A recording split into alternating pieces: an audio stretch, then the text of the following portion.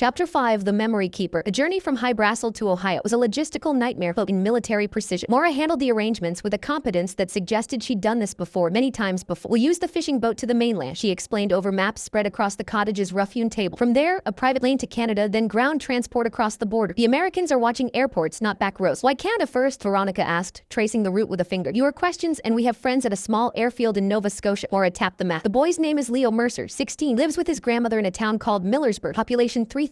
Everyone knows every—" "The perfect place to hide, I observe. Or the worst place to have a secret," Maura corrected. "According to Dr. Chen, Leo's been using the sketchbook since he was 12. His grandmother thought it was just a vivid imagination. Then he started drawing things he couldn't possibly know." "Like what?" Veronica leaned forward. "His teacher's childhood home in detail he'd never see. The layout of a neighbor's house that burned down before he was born. Last month he drew a car accident that happened 2 towns over, including the license plate of the driver who fled the scene. The police caught the driver based on his drawing," Maura continued. "That's when things got complicated. Local news picked it up, then a paranormal investigation blog." Then she spread her hands. "Atlas has watchers everywhere. They'll have seen the reports." Through our connection, I felt Veronica's worry mirror my own. A teenager, a small town, an ability he didn't understand. "When do we leave?" I asked. "Tonight. The tide's right at midnight." Maura looked between us. "This won't be like last time. You won't have the element of surprise. If Atlas is watching Leo, they'll be expecting someone to come for him. We'll be careful." "It's not about being careful." Maura's expression was grim. "It's about being prepared to make hard choices. The island's location must remain secret at all costs." Her meaning was clear. If we were captured, we couldn't let ourselves be taken alive, or we had to ensure we couldn't be made to talk. As she left, Veronica and I packed the few belongings we'd take: changes of clothes, false identification, cash in 3 currencies, and the secure satellite phone Maura provided. Through our connection, a plan began to form, not in words but in images and intuitions. We'd approach separately. Veronica would play the social worker checking on Leo after his trauma. I'd be the distant relative suddenly visiting town. We'd assess the situation, make contact, and extract. Simple, I thought. Nothing's ever simple, Veronica thought back. And through the connection came the memory of Frankfurt, of the man with the gun, of running through rainy streets. We spent our last hours on the island walking the cliffs, storing up the smell of salt air, the sound of gulls, the feeling of safety we might not know again for a while. Laura found us there. The telepath was younger than us, maybe 25, with the haunted eyes of someone who'd heard too many thoughts. "You're worried," she said without preamble. "The boy, his mind is loud. I've been catching echoes since Dr. Chen first told us about it." "What kind of echoes?" Veronica asked. Laura closed her eyes, concentrating. "Here, mostly confusion and colors, so many colors. His memories come as colors." She opened her eyes. "Be gentle with him. He doesn't understand what he is. We'll bring him home, I promised." Laura smiled sadly. "Home is where you make it, remember that." The journey unfolded with the surreal quality of dreams and spy movies. A midnight boat ride through choppy waters, huddled under a tarp as rain lashed the deck. The pre-dawn flight in a plane so small our knees touched. The long drive through Canadian forests and across a border at a remote crossing where the guard barely glanced at our forged past. Millersburg, Ohio was exactly as Maura had described. A town time forgot, with a main street straight out of a Norman Rockwell painting and a sense of quiet that felt like holding your breath. We checked into separate motels at opposite ends of town. The Millersburg Motor Lodge for Veronica, a country inn for me. Both were variations on the same theme. Faded floral bedspreads, televisions bolted to dressers, the smell of stale cigarettes and industrial clean. Through our connection